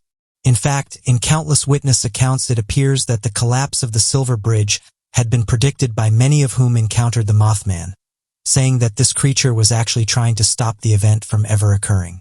Since then, various eyewitnesses have come forward with their stories of the Mothman, saying that although it's not often seen, every so often someone will encounter it. This is exactly what happened when a woman posted her photograph online, asking for help identifying what it was she had captured. People that saw the image immediately pointed out the similarities with the Mothman. She said the following on December 22nd at 7 a.m., "I was in my backyard and I felt something looking at me, so I looked up and saw a silvery luminous object. I thought it was a craft of some kind. It was fast. I was only able to take one photograph of it. When I zoomed in, this is what I saw. Has anyone seen anything like this? It was the size of a small plane and was high in the sky. However, it wasn't a plane." End quote. As mentioned, those who saw the image suggested that it may have been the Mothman due to its human-like appearance. The Mothman is a cryptid that's not often sighted, but every so often people across the planet do report seeing it. There's been a number of sightings that have been shared with the public, and most of them follow a similar theme. Seeing a large humanoid that appears to look like a large bird, but possesses a human-like body. One person said the following about the image. "What is that thing? To me it looks like a giant humanoid hovering in the sky." As with most of these encounters, they happen so quickly that most people don't even have time to take a photograph. The fact that we have this image is impressive, as most of the time people aren't quick enough, and the event is usually over within a matter of seconds. Skeptics, though, suggested that it wasn't the Mothman, but could have been a bird that was flying high in the sky. As some pointed out, though, the wings don't look like that of a bird's, and the eyewitness said this thing was the size of a small plane. People are still seeing the Mothman. In fact, locals in Mexico began reporting strange sightings of an unexplainable creature that fit the descriptions of the Mothman entity. The locals reported a creature that was described as being incredibly tall and standing at more than 7 feet high, which fit with previously seen claims in the town of Point Pleasant back in 1967. They also claimed that the creature had 2 incredibly large and expansive wings, with red bloodshot eyes. Reports fail to mention if the eyes were seen as glowing or mere bloodshot. Additionally, other information was given, such as those of whom claimed the creature was more manlike, whereas others argued that the creature was covered from head to toe in thick wool. One young student in the region even filed a police report in which detailed a personal and terrifying experience with the creature.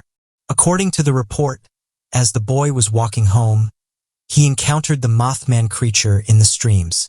The creature then began to follow the boy as it floated above and chased him for more than 15 minutes. The boy detailed that he ran home as fast as he could in order to get away from the creature. Luckily, he was left unharmed as the entity quickly flew away. This was before anyone else could help the student or confirm the sighting. Carrying on with the theme of predicting things, it appears that the region was at the center of the eventual swine flu outbreak, which was seen back in 2009. This has led many locals of the area believing that the Mothman was predicting future events and acting as a warning system for potential tragedy. Today, no further sightings of the Mothman creature exist in the region, but this hasn't prevented locals from telling stories of the Mothman creature. Another sighting of the entity was reported in England and was soon given the name of the Owlman. The creature known as the Cornish Owlman goes by many different names, but all accounts describe it to be similar in appearance to that of an owl, being the size of a man, and having a howl that sounds like a sustained hoot in a deep tone. The first reported encounter with the Cornish Owlman was made by a writer in the region. According to his report, he was following up on a story of two young girls who claimed to have seen the Owlman creature, saying that it was perched atop an old church in Mornun. This was back on the 17th of April in 1976. After looking into this report, he would write about not only encountering the creature himself, but that the creature would go on to plague his life, his friends, and members of his family. His encounters would later be proven as legitimate, as many years later a number of other individuals would report seeing the creature, even up until the modern day, all describing the creature as being like a big owl, with pointed ears, glowing red eyes, black pincer-like claws, and being the size of a man. Today, no one really knows how or why the creature targeted the writer along with the girls. But those who have researched the mysterious creature have said this thing has many similarities with the Mothman, causing some to suggest that the two creatures are actually the same. As of today, reports of the Mothman are still being made, with one of the most recent ones coming from USPS Wager, who detailed their encounter with a 7-foot-tall red-eyed humanoid. So what do you make of this photograph? Do you think it shows the Mothman creature? Or does it show something else? Also, have any of you encountered the Mothman? And if so, what do you think it is? A fairy is a mythical creature that's usually depicted as being small, having a humanoid body, small wings, and in some reports is even able to glow. In recent years, though, people have come forward with some interesting photographs that allegedly show these creatures. Those that have seen them, though, have gone on to explain that they aren't physical creatures, but are actually interdimensional. This person shared these interesting photographs to their social media. When the woman posted them, many people were interested in what they were. The woman who took the photographs said the following to me: "Please do share the photos. I think it's important for people to know that we have many non-physical beings that surround us with love and guidance." End quote. After talking for a while, the woman went on to say that the reason she can see these is because she's trained in the Gateway program. Interestingly, I talked with another person who also said they have this ability. They went on to detail that it allows them to see these types of creatures, and that they're more in touch with things that most people can't see. They said the following: "After training myself, I've been able to see where these things are.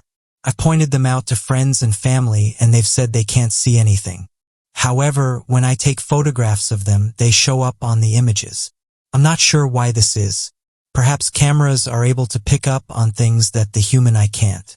I've been training myself for many years now, and it's definitely something that everyday people can't do. It allows you to see some of the incredible things around us. Most importantly, though, this thing is real, and if trained properly, many people can do it." End quote. When you hear about these kinds of things, it can be easy to dismiss them. But the Central Intelligence Agency have shown that they're very much interested in individuals who are able to do these kinds of things. For those unaware, a recently declassified document was released that showed an interest in government experiment. It surrounds the training of psychic soldiers and enhancements to the brain known as the Gateway Process Experience experiments.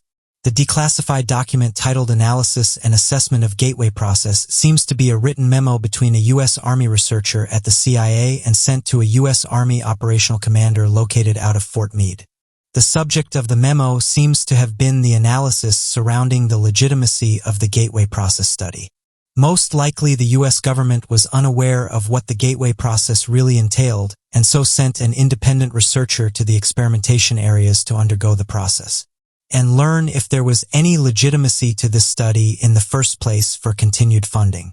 The document then goes into the breakdown of what the Gateway Process holds, with the first explanation from the researcher being in regards to the human body's natural frequency of the brain and the frequency following response. According to the study, a form of enlightenment can be triggered in a person's mind when both hemispheres of the brain begin operating at the same frequency, allowing them to communicate without any form of distraction and leading to a heightened state of focus. Although it requires a number of different techniques to reach this state, the main contributing factor in the study was a device that relied on the human's body's natural frequency following response. Additional techniques for reaching the syncing of the hemispheres included assisted hypnosis from a psychologist, as well as techniques that match transcendental meditation practices, with a note stating that gurus who have practiced this meditation practice for 20 years have the ability to reach a hemisphere sync for up to 15 minutes at a time without any form of assistance. According to the document, this training lasts around 7 days before a person is capable of reaching a hemisphere sync, and is capable of furthering the study with tasks related in skill to the Gateway Process experience techniques.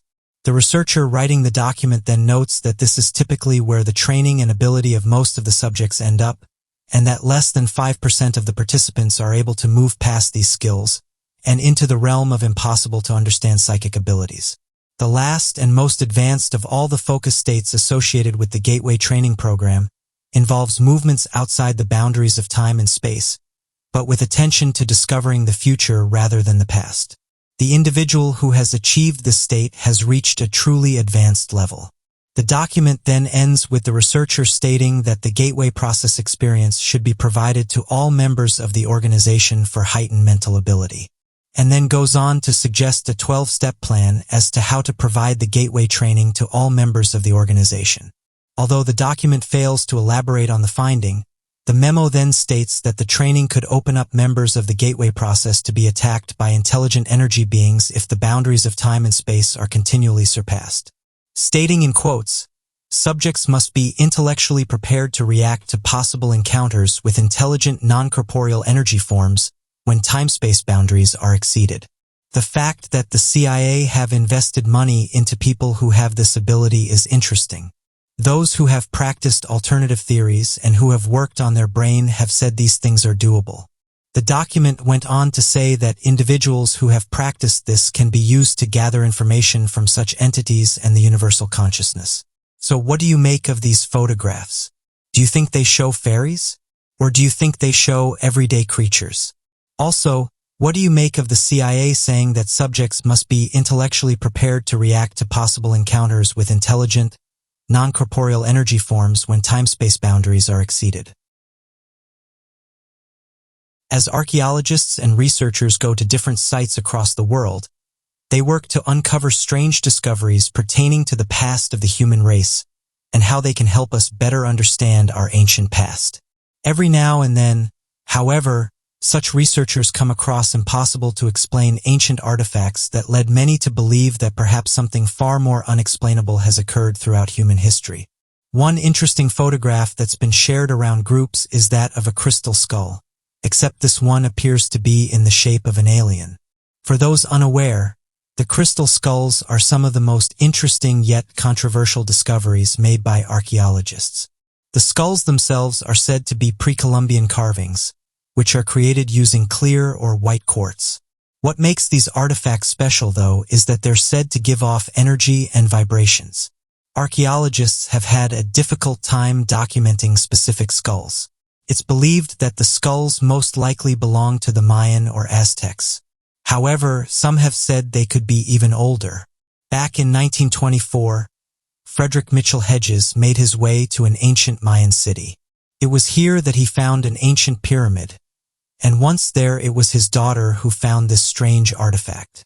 She claimed that a descendant of the Maya told her that the skull had been used to control evil, and even has the ability to cause death. The skull's fame luckily came from the incredible claims made by its owner.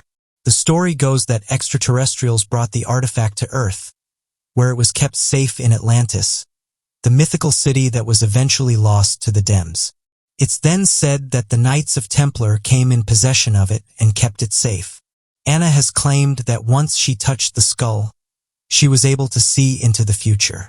The Mitchell Hedges website also states that the skull can cause zero gravity in certain environments. It's said that the skull discovered in the ancient pyramid is the original one, and that since then various duplicates have been made. This photograph that's been shared around groups claims that it's an original crystal skull, and that this one also has powers. The original poster said the following: "I was sent these images by a friend who said this is an original crystal skull. My friend came into possession of it, but was warned that the skull carries a curse. She then said that she was approached by 2 government agents who wanted to know more about the skull. Although she was confused as to how the 2 men knew about the skull, as she hadn't told anyone about it. She then said that when she came home one day, the skull had vanished." End quote. Although the images are impressive and the story is interesting, one of the problems is that there's no way to back up what's being said. The skull is in the shape of an extraterrestrial, something that hasn't been seen before, and this has caused some to ask questions. All of the skulls that have allegedly been found are in the shape of a human skull, but this one isn't. Some suggested that the skull is a fake, but others don't believe this, and said that these skulls have powers that can't be explained. As of right now, the crystal skulls are still heavily debated. Another interesting discovery was made back in the month of April in 2000, when a Mexican mining company reportedly found a large underground cavern. This was while excavating a new tunnel. The discovery of underground caverns are not unheard of, especially those of whom are required to dig new tunnels and areas in fear of flooding. This discovery, however, proved to be one of substantial importance, as the mining company reportedly discovered a cave filled with the largest crystals in the world. Now referred to as the Giant Crystal Cave, the cave holds the largest natural crystals ever found, with some being more than 39 feet in length and 13 feet in diameter. Unfortunately, at this time, researchers are unable to explore the caves, as the pressure results in air temperatures reaching up to 58 Celsius with a 99% humidity. Back in 2015, researchers discovered that the entire cave system had once again flooded, leading to the entire area being impossible to research at this time. In the near future, however, researchers plan to search the entire cavern to discover the size and scope of the deeper crystals, and better understand the formation of the cave and the crystals themselves. Recently, archaeologists have come across what they think is the earliest depiction of Jesus. This drawing was discovered in an ancient tomb in Egypt, and the artwork itself shows what appears to be a young man. According to some Egyptologists, the painting could show the person raising his hands as if making a blessing. The Egyptologists who discovered the painting led a team to research the area. When he first discovered the drawing, he thought it was Christ. Before reaching the painting, though, the archaeologists had to remove over 40 tons of rock. And after doing this, they finally discovered a crypt. After looking around, they could see several coats of paint on the wall, which was from the time of the first Christians. Currently, they're trying to translate some of the artwork. Incredibly, it's now being said that the tomb within the rock could be connected to Jesus and could have been painted by those who knew him personally. During the excavation of the tomb, archaeologists were able to see the entire area and even found a central chamber with other remains. Some are saying this is one of the biggest discoveries in regards to Jesus. However, some are not entirely won over. The drawing is quite faint, and this has led some to say that it could depict anyone, and that more proof is needed before we come to a conclusion. One of the researchers said the following about the image: "His face is right there looking at us." Christ's depiction as a youth corresponds to the symbolic notion of baptism as a rebirth. End quote. While another researcher said the following: the curly hair, the way the figure is standing. Me, this looks like Jesus. End quote. As of right now, more studies are being conducted in the area. So what do you make of these interesting archaeological discoveries? The Urunga crater. The European Space Agency has released an interesting photograph that was taken over the nation of Chad. It was taken on board the International Space Station by British astronaut Tim Peake. It's known as the Urunga crater. It's over 12.5 kilometers or 7.7 miles in diameter and thought to be over 340 million years old. Scientists who have studied the formation have said that it was likely buried into the Earth, and this is why we can see the large ring-like patterns. The crater is already located close to two other circular features. These were picked up by the SIRC radar. What's interesting about these other formations is that it could mean Urunga was part of an asteroid chain. Although the image and asteroid behind it are interesting, it's a reminder that these giant space rocks do every so often collide with our planet. When we think of NASA, many of us think of the moon landings and other space missions. However, one very important thing they do is scan our skies for asteroids. Thousands of these asteroids can be found all across our solar system. The majority of them can be found in the main asteroid belt, which is located between the orbits of Mars and Jupiter. According to NASA, there are more than 25,000 asteroids near us of 140 meters in size at a minimum.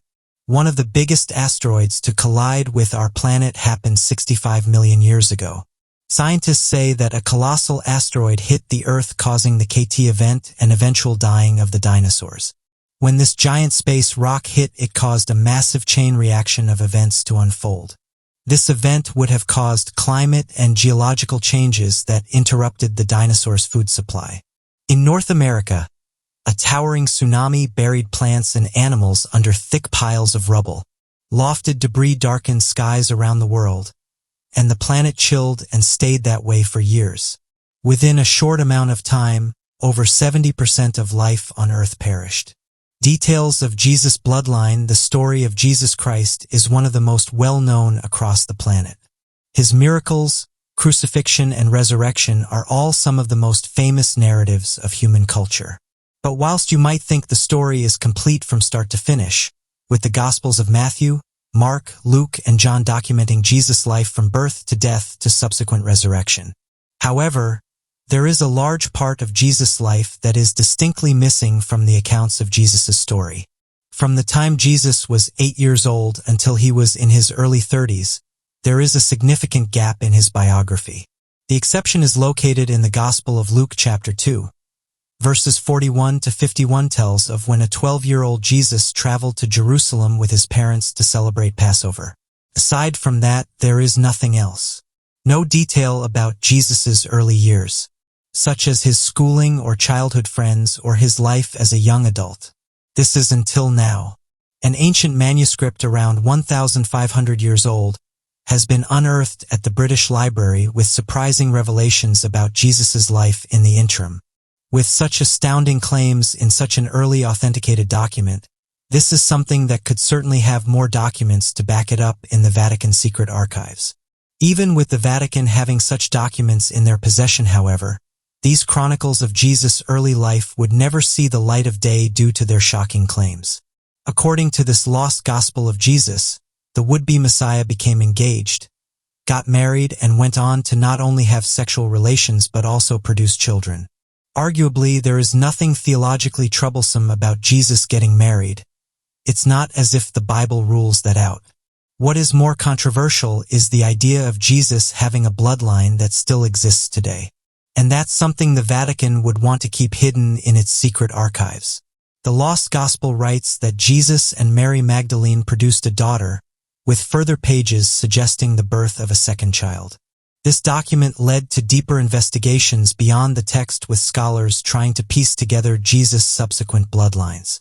Two of the most prominent researchers believe 13 generations of Jesus' descendants existed in Britain before the times of King Arthur, and that being the case means the descendants of the Son of God are not limited to just a few people, but are many and widely spread amongst us. Research continues to this day. George Penker. Yosemite National Park is famous for its amazing waterfalls, deep valleys, and ancient sycamore trees. Located in the Sierra Nevada mountains in central California, the park draws 4 million visitors every single year. On Friday, June the 17th, 2011, 80 people from a church in Hawthorne, California, were visiting the park. 20 of them, including 30-year-old George Penker, Upper Yosemite Falls. The hike to Upper Yosemite Falls offers fantastic views on its way to the view of the tallest waterfall in the United States. The trail is somewhat strenuous with a steep fall to one side. Although the trail is not the easiest, it is said the payoff at the top is worth it. Once at the top, the group disbanded to allow everyone a chance to explore and return to the trailhead at their leisure. Penker's friends assume he had taken the trail back down alone and therefore did not report missing until 9 p.m. Penker was last seen wearing gray sweatpants with white stripes, a black t-shirt that says D&B, along with a blue cloth bag. Searches for Penker started almost immediately, with full-fledged searches beginning the following morning.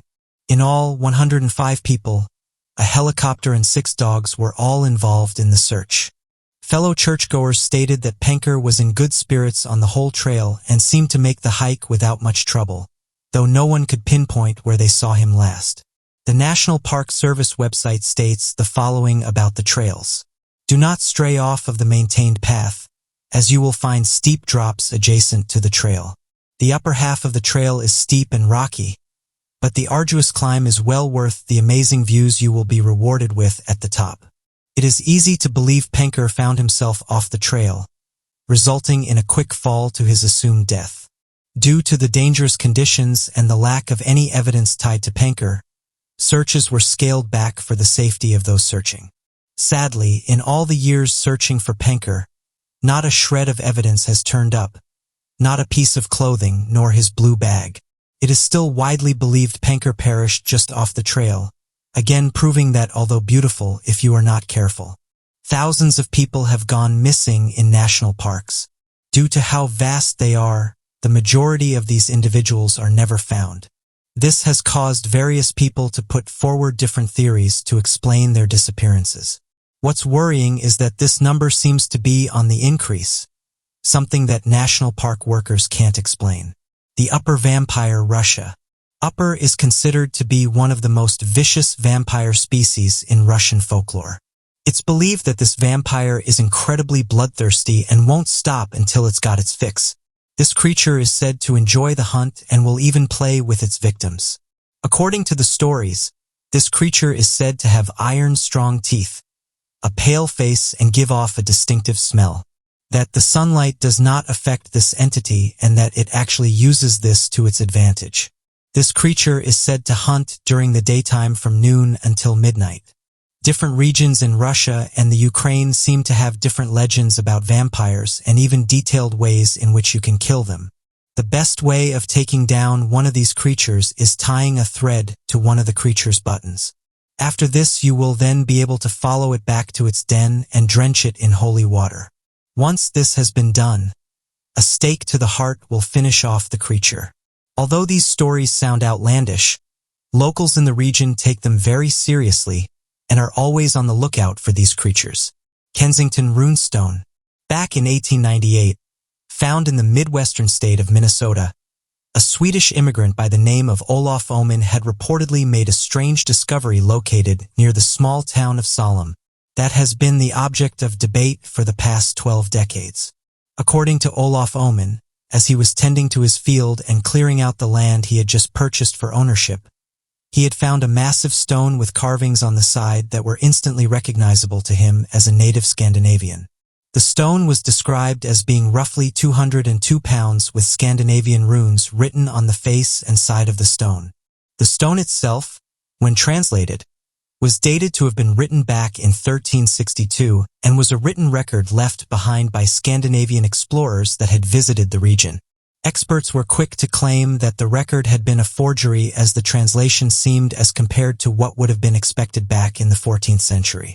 Interestingly enough, however, the records of the journey made by Scandinavian explorer Leif Erikson, of whom had journeyed throughout the Americas at the theorized time frame sometime around the early 11th century, began to reach popularization during the early 1900s, shortly following the discovery of this stone. This renewed popularization of the Scandinavian theory quickly led to researchers reanalyzing the stone, as well as seeing the stone itself sent to the Smithsonian to be put on display for study.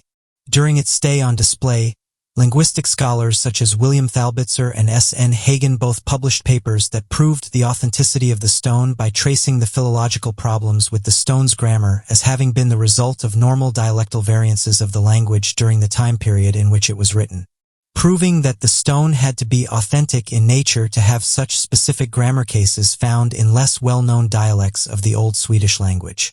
Regardless of this evidence, however, to this day experts debate over the authenticity of the stone and continue to make claims that Scandinavian explorers had never reached as far west as the Minnesota state during their expeditions to the New World. The disappearance of Bart Schleyer. Bart Schleyer was an avid outdoorsman and had completed a master's degree in wildlife biology. After he finished his degree, Bart worked for Fish and Game and the Interagency Grizzly Bear Study Team in Montana. His job, along with the rest of his team, was to study grizzly bears' reaction to coming across humans in the wild.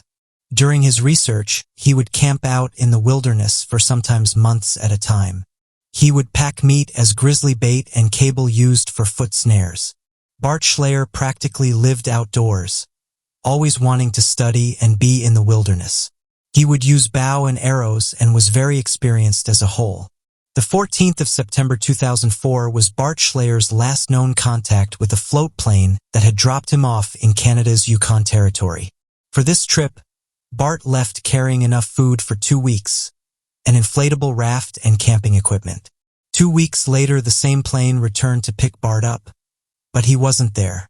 After being officially reported missing on the 30th of September, the Royal Canadian Mounted Police initiated a full-scale search and rescue, but didn't find Schleyer. Only some food at his camp and his inflatable raft was found half a mile away from his campsite. With the weather turning severe in the area, the police believed Bart hiked up to the nearby highway. After this disappointing conclusion, a friend of Bart Schleyer, Dib Williams, and pilot Wayne Curry decided to fly out to the camp after the search was over to investigate further. They then found Bart's tent along with his backpack, radio, bear repellent, and a knife. Not believing that Schleyer would leave all this equipment behind and getting more worried for Schleyer's well-being, Williams, accompanied by Warner Curry, set out the next day to continue their search. After finding Schleyer's bow and arrows and a camouflage face mask with blood on, they decided to call the Royal Canadian Mounted Police back to search the area and investigate further. The police, as well as Yukon conservation officers and other volunteers, ventured back to the area on the 3rd of October. Around 60 meters or so from the location the bow and arrow was found, some clothing, a camera, and part of a skull were found. The skull was identified as that of Bart Schleyer, though no more of his body was found. Grizzly bear droppings found in the immediate vicinity led to the theory that Schleyer was the victim of a grizzly bear attack. However, conflicting opinions and lack of clothing found with bone fragments in the droppings, the fact that bears usually bury kills, and no sign of a struggle led to skepticism of a bear attack being the cause. In addition, those who knew him believed he was too experienced in the wilderness to be caught off guard, and the fact that if it was a bear attack, his nearby camp would likely have been raided by the bear for food too. Furthermore, bears normally go for the head when attacking people, and no tooth marks were found on his skull. Peggy the doll. Some dolls can be extremely creepy objects, especially when they're mentioned in the context of horror. Who would ever want to see the Annabelle doll sitting in their bedroom in the middle of the night, for example? Well, as it turns out, it wasn't just the devil's chair that was causing havoc at Zach Bagans' museum. Zach has recently added the infamous Peggy the doll to his collection, which he obtained from its previous owner, Jane Harris, in England. It is rumored that you can be affected by Peggy the doll just by looking at her, whether in a photograph or in real life. The doll has an undeniably twisted past. Peggy is thought to embody the spirit of a woman who died of a chest-related condition. The woman in question was said to have been born in London in 1946, and psychics have speculated that she could be of Jewish descent, as well as potentially having a connection with the Holocaust.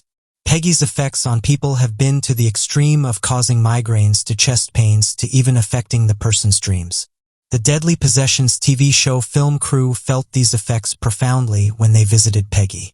Baggins himself said that flies manifested out of nowhere and swarmed me, and then I had a dark energy overcome me.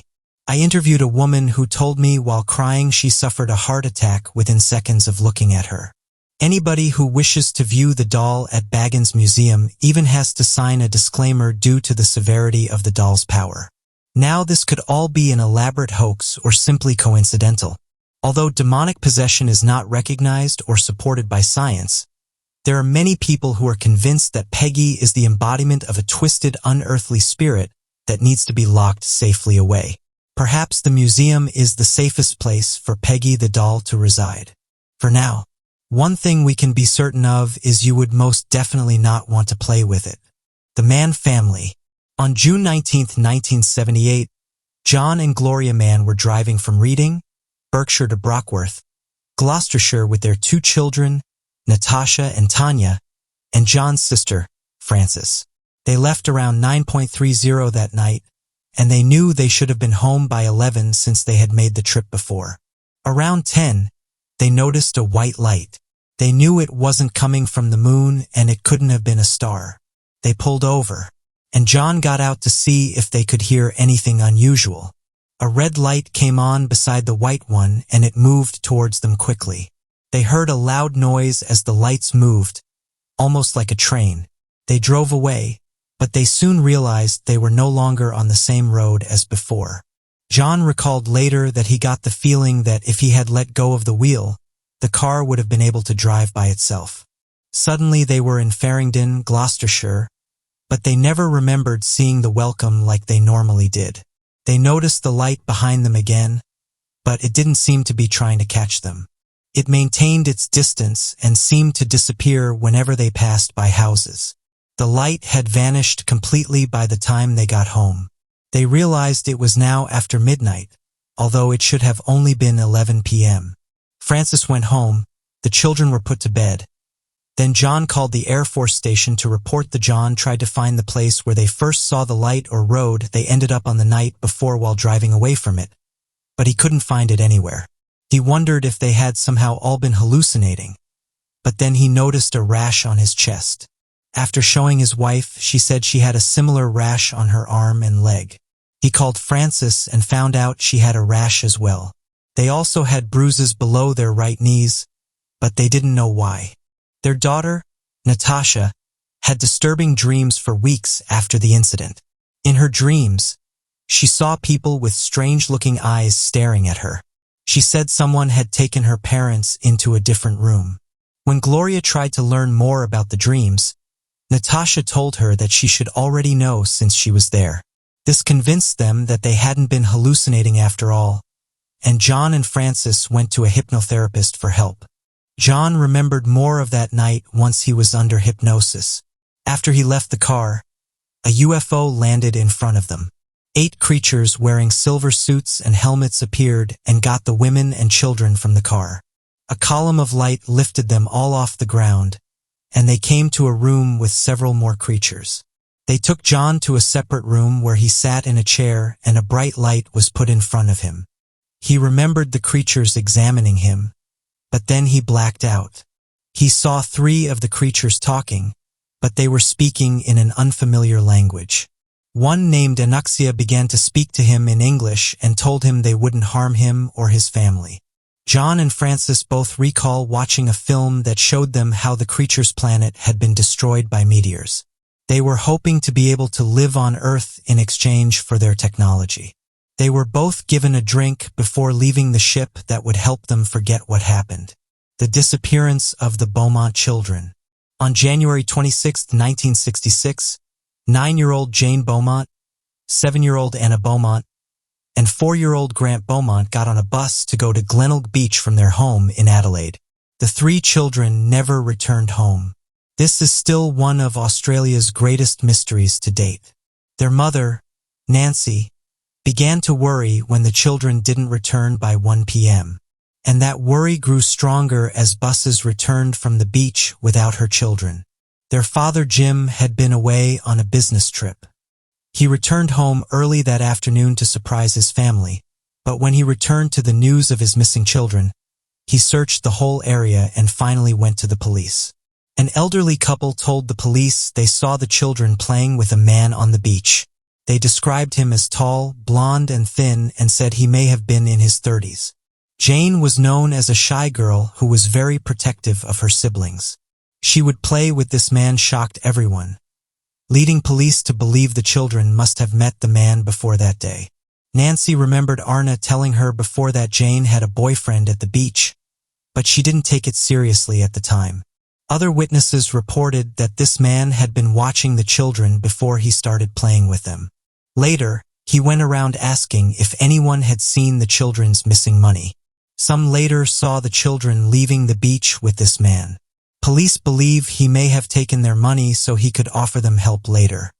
He could have offered to take them home so they would see him as a sort of hero and they would trust him. Not long after they left the beach, the children at a local cake shop buying pastries and a meat pie. Their parents didn't believe the children would want to buy a meat pie because they would rather buy sweets.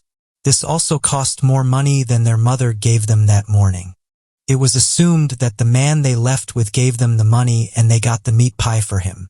Descriptions of the children were released to the public and the police received more information and reported sightings than they could deal with. All the information led them to believe the children had been kidnapped, they were hiding, or they had been in some sort of accident and perhaps drowned to death. Police searched the beach and storm drains nearby and they drained the harbor to investigate it better. Nothing was ever discovered, however, and they had no new evidence to work with. That November, a Dutch clairvoyant named Gerard Coisse went to Adelaide after he claimed he had a vision of where the children were buried. Everyone, including Jim and Nancy, were eager about his arrival and believed he had the answers they were looking for. He led search teams to an abandoned warehouse, but nothing was found there. The case was never closed, but what really happened that day is still a mystery. After the disappearance of the Beaumont children, parents everywhere grew more cautious about letting their children go out alone. It became more and more clear that danger could be anywhere. The girls of La Salette. La Salette, France, is a small town at the foothills of the Alps. Today it is small, but in 1846, it was a bustling hamlet with nearly 800 residents, mostly farmers and their families. Farmers were enjoying an economic boom due in no small part to the French Revolution of 1789. Napoleon's regime stabilized economic tensions and the introduction of new crops, such as the potato and the beetroot, helped improve food security and prices. In addition to these new crops, many of the families in La Salette tended to livestock such as sheep and cows. The livestock would be released into the beautiful lush pastures on the slopes of the Alps and local children were dispatched to complete the fairly easy task of minding the herd. On September 19th, Melanie Calvat, 15, and Maximin Giroux, 11, were enjoying the sunlight of a warm fall day. The weather had not yet turned cool and the herd of cows they were minding was grazing on the slopes about 3 miles from the nearby village. Suddenly they noticed a woman clad in strange, vibrant clothing. She was sitting on the mountainside weeping. The woman wore a headdress topped by a crown and a band of roses, a dress that shone with beams of light and slippers with roses on them. She appeared bathed in a pool of light so bright it seemed to be fiery, with a hammer and nails on one end and a pincher on the other. She continues to weep, but she called the children closer to her. Neither of them were pious, but they somehow knew this was the Virgin Mary herself. They approached as in a trance. Mary told the children that today's Catholics had strayed too far from the faith. She instructed them to respect the seventh day, which was to be set aside to rest and to respect the name of God. If her words were not obeyed, she said, the town of La Salette would be punished by famine, in particular a scarcity of potatoes. Of course, A French countryside gripped by the potato famine in 1845 could not handle more loss. Mary's message was timely. Melanie and Maximin dutifully took the message they received back to the townspeople where they were quizzed individually. The stories matched, and the town's most prominent religious figures brought the apparition the attention of the local priest. Despite threats of imprisonment from the French government, the children maintained their story. The site of the apparition was carefully investigated and several miracles were documented. Someone broke off a rock in the place where Mary had been seated and water flowed out. The water was used to cure a local woman's illness. Attendance at Mass skyrocketed, and by 1851, a new religious order and church was founded in the little town at the base missionaries of La Salette. Today, pilgrims travel from all over the world to visit the site of the La Salette apparition. The members of the order strive to spread Mary's message across the globe. Interestingly, all throughout history there appears to be a number of strange and unexplainable phenomena centered around religious gatherings and events that many find impossible to explain in the modern day.